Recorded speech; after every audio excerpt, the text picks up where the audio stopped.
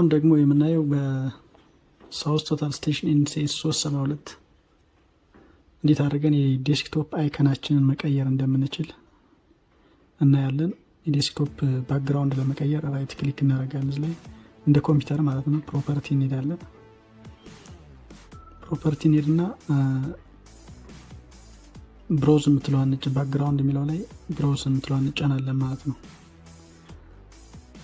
አሁን የት ላይ ፎቶግራፉን እንዳስቀምጥ ነው መጀመሪያ ማወቅ አለብን።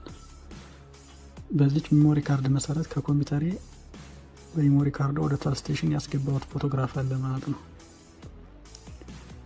ስለዚህ እችን ሜሞሪ ካርድ ያለችበትን አፕ እና ስቶሬጅ ካርድ ላለሁ ኢንተር ላለሁ ይቻለች እችን መርጬ ኦኬ ላለሁ ማለት ነው። ከዛ ጨርሻ ላይ ኦኬ ላለሁ ማለት ነው።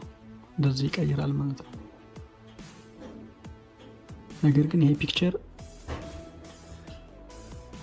ፒኤንጂ ወይም ደግሞ ጄፒጂ መሆን አይችልም። ቢትማፕ ታይፕ ፒክቸር መሆን አለበት። ከዚህ ላይ ያመጣ ለማስገባት ማለት ነው። በዚህ መልኩ ወደ ነበረበት ለመመለስ ራይት ክሊክ እናደርጋለን ፕሮፐርቲ። ከዛ ቢትማፕ ያዘጋጀነው ፒክቸር በኤስዲ ካርዱ ከኮምፒውተራችን ከገለበጥን በኋላ በዚህ ኤስዲ ካርድ ካስገባን በኋላ ቢትማፕ ታይፕ መሆን አለበት ፒክቸር ታይፑ።